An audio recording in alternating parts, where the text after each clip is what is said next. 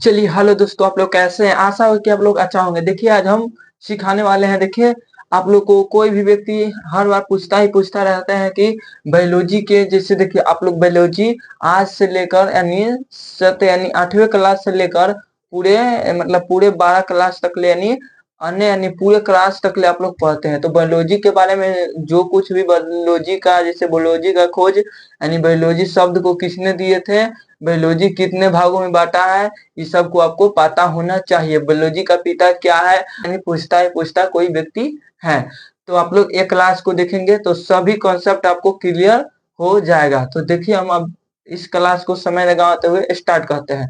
तो देखिए हम सबसे पहले देखेंगे बायोलॉजी है तो आखिर क्या है, यानी जीव विज्ञान है तो आखिर क्या है।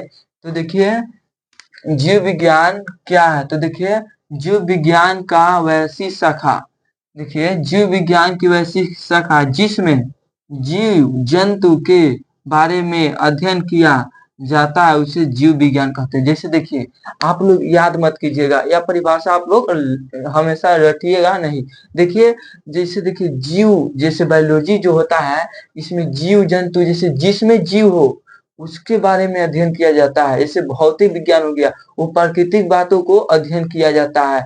उस जैसे जैसे केमिस्ट्री जो रसायन के पदार्थ यानी वस्तु बनते हैं उसके बारे में अध्ययन किया जाता है।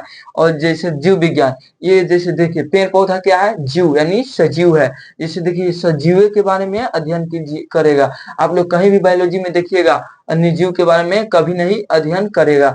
बायोलॉजी में हमेशा सजीव के बारे में अध्ययन करें। देखिए मतलब सीधा आप लोग इस तरह बोलिएगा, जीव विज्ञान की वैसी शाखा जिसमें जीव जंतु पेड़ पौधा के बारे में अध्ययन किया जाए उसे जीव विज्ञान कहते हैं। आप लोग देखकर मत लिखिएगा। देखिए बायोलॉजी या ये सब ऐसा है कि आप लोग मतलब याद नहीं कीजिएगा, इसको रटिएगा नहीं, इसको सिर्फ दिमाग में फिट कीजिएगा, इसको समझिएगा। तो देखिए हम आगे चलते हैं। देखिए अगला पॉइंट है, देखिए अगला स्टार है जीव विज्ञान का पिता।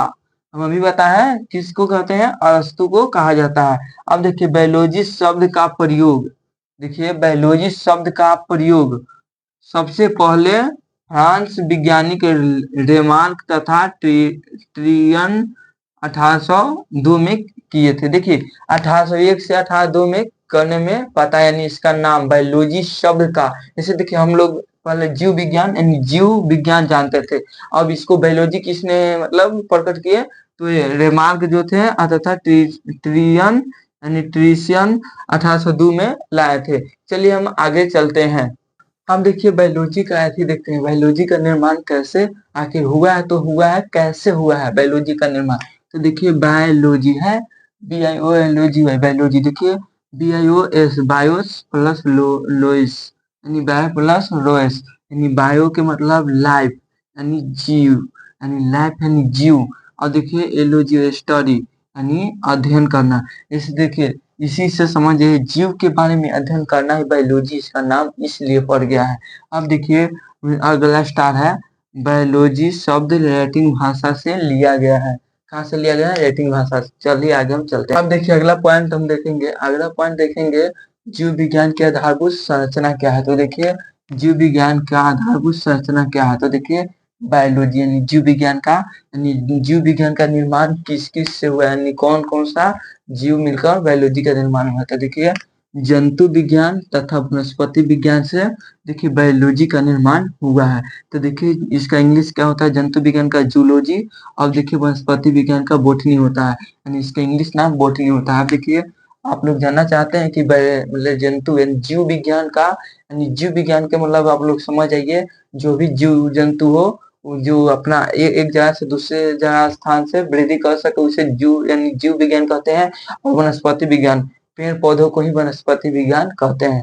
तो देखिए देखिए इसका पिता यानी जीव विज्ञान का यानी जंतु विज्ञान का पिता, उसमें जीव विज्ञान का पिता अरस्तु को कहा जाता है, लेकिन इसमें जंतु विज्ञान के पिता अरस्तु को कहा जाता है तथा वनस्पति विज्ञान के पिता अलग है, थियोफ्रेस्टस को कहा जाता है। फ्रेस्टस को फ्रेट फ्रेस्टस को कहा जाता है, यानी थियोफ्रेस्टस को कहा जाता है। वनस्पति विज्ञान के पिता किसे कहा जाता है, थियोफ्रेस्टस को कहते हैं। अब देखिए आप लोग समझ रहे जंतु विज्ञान और वनस्पति विज्ञान किसे कहते हैं। देखिए देखिए आप लोग खाली समझिएगा, जंतु विज्ञान उसे कहते हैं देखिए जिसमें श्वसन, वृद्धि तथा एक स्थान से दूसरे स्थान तक जा सके उसे जंतु विज्ञान कहते हैं। हम जानते हैं कि पेड़-पौधा भी श्वसन कर सकते हैं लेकिन वो एक स्थान से दूसरा स्थान नहीं जा सकते हैं। इसीलिए वह वनस्पति विज्ञान है और हम सब जितने जीव-जंतु हैं जिसमें श्वसन की क्रिया तथा एक स्थान से दूसरे स्थान तक जाते हैं उसे वह जैसे जंतु विज्ञान है। आज का यही कॉन्सेप्ट था। अगर आपको यह क्लास अच्छा लगा होगा तो लाइक करें और सब्सक्राइब करें जिससे हमारे नए-नए क्लास आपके पास पहुँचता रहे। चलिए धन्यवाद।